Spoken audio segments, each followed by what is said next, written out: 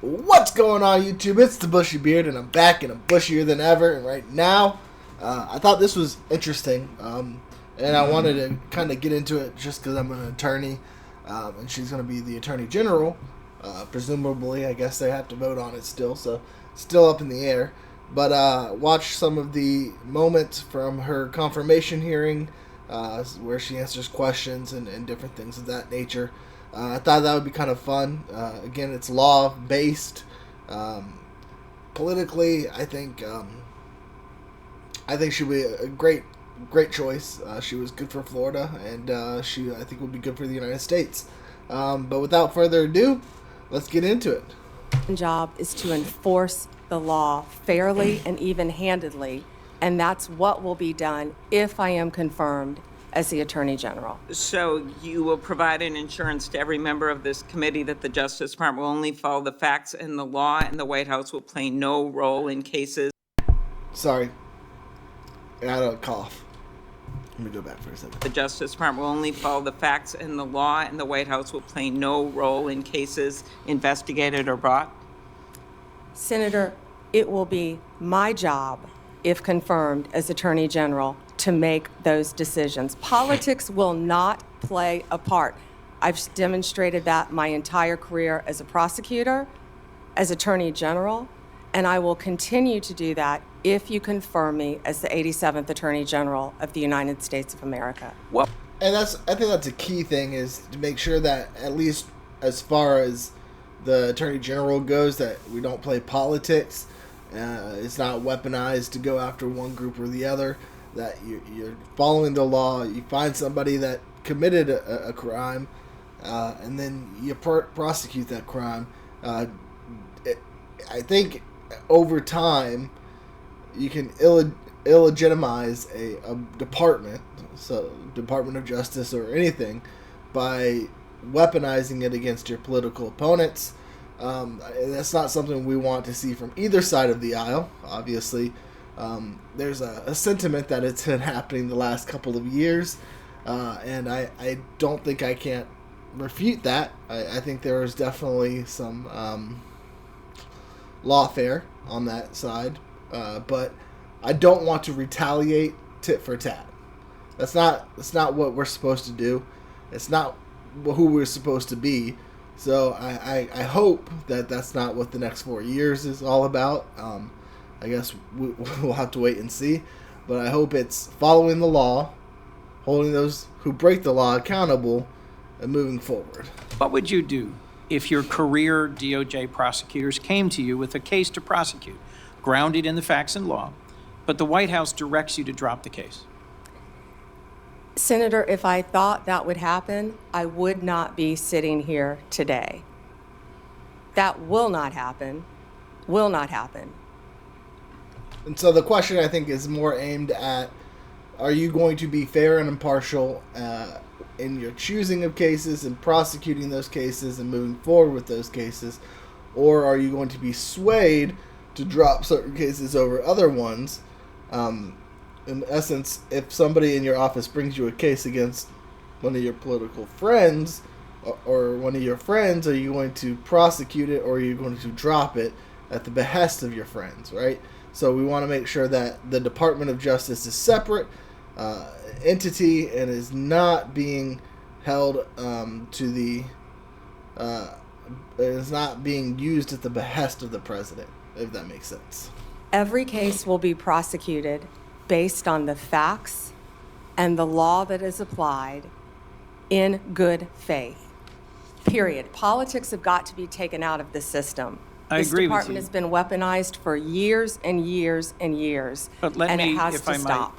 but let's imagine that once again, President-elect Trump issues a directive or order to you or to the FBI director that is outside the boundaries of ethics or law. What will you do? Senator, I will never speak on a hypothetical, especially one saying. And we all know that with that kind of question, he's trying to paint her into a corner to make her trip over her words, which is why she's declining to answer it and saying, hypothetically, I'm not going to answer hypothetical questions. Like, if you come with me with a fact-based question, I can probably answer that. But I'm not going to sit here and play politics with you to where you can then twist my words to however you want to say. And again, both sides of the aisle does this. They're all, for the most part, probably attorneys and know how to word questions to paint people into corners. And so, yeah. Saying that the president would do something illegal. To my knowledge, Donald Trump has never acknowledged the legal results of the 2020 election. And again, this is what gets me, is being stuck in the past of the election. There are people that think that the election was rigged. There's people that don't. 2020 is over. Biden served a full term. Trump won, and we're moving forward. Let's stop looking back. There's no point in looking back. We're trying to get America to be a better place moving forward, not stuck in the past. Are you prepared to say today under oath without reservation that Donald Trump lost the presidential contest to Joe Biden in 2020? Ranking Member Durbin, President Biden is the President of the United States. He was duly sworn in, and he is the President of the United States. There was a Perfect answer. He is the President of the United States. That's all you need to know. peaceful transition of power. President Trump left office and was overwhelmingly elected in 2024. Do you have any doubts that Joe Biden had the majority of votes, electoral votes, necessary to be elected president in 2020? Again, you had to clarify between votes and electoral votes. Those that might not be in America, electoral votes and popular vote are two different things. Popular vote doesn't win you the election. Electoral votes win you the election, and it's based off of population. So California is going to have more electoral votes than Idaho because it has more people, and it's just a representative based, so that way small pockets of America don't run America in the interest of the small minority of people in like Idaho or Montana or Oregon or these smaller areas aren't overlooked all the time because they're not represented fairly, if that makes sense. 20. You know, Senator, all I can tell you as a prosecutor is from my firsthand experience.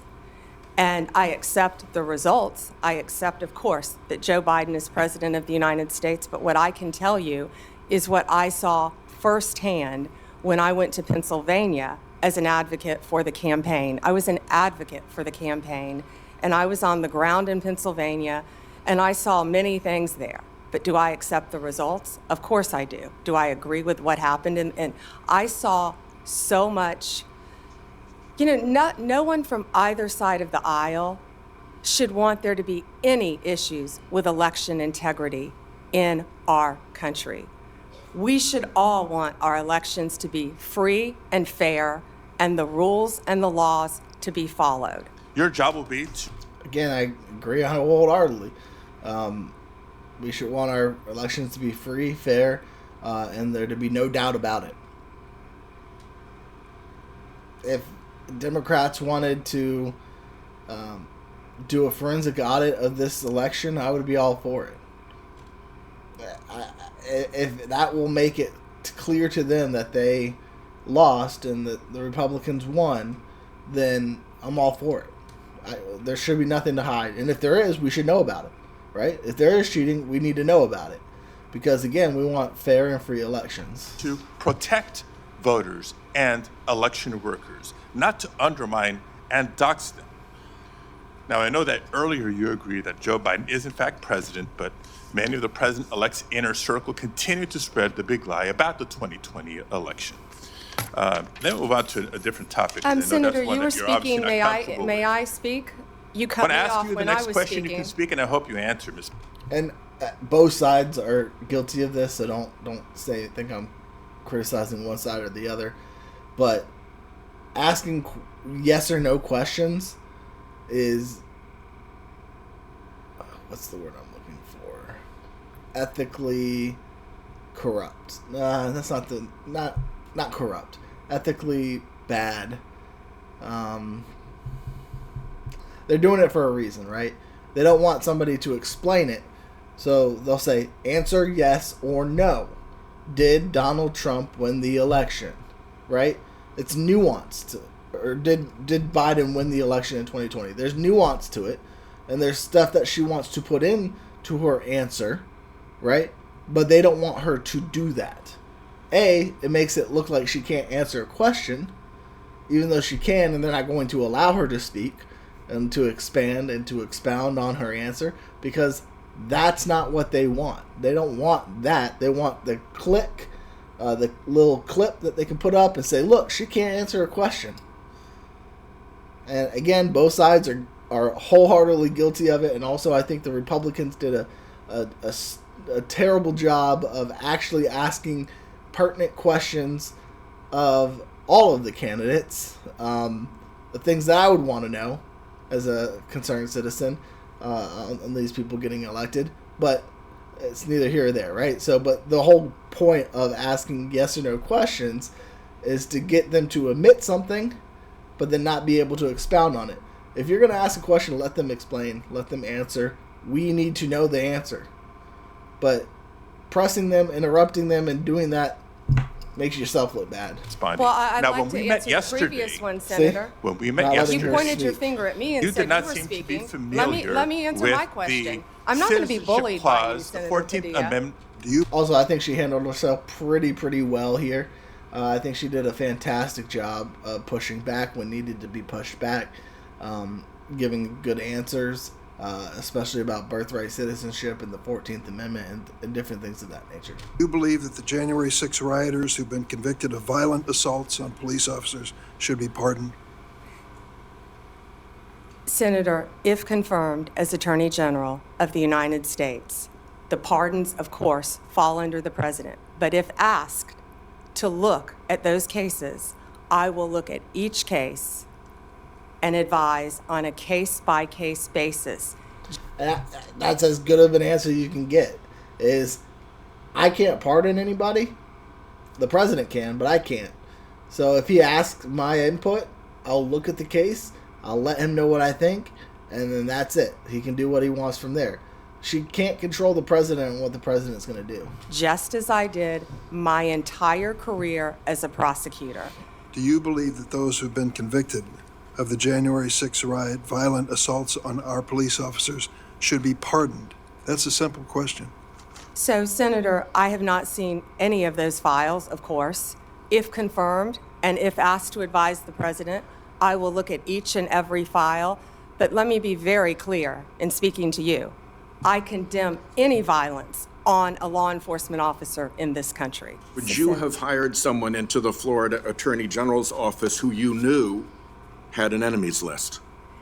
Senator, to cut to the chase, you're clearly talking about Kash Patel. I don't believe he has an enemies list. He made a quote on TV, which I have not heard. And again, asking her questions like this doesn't do the citizens any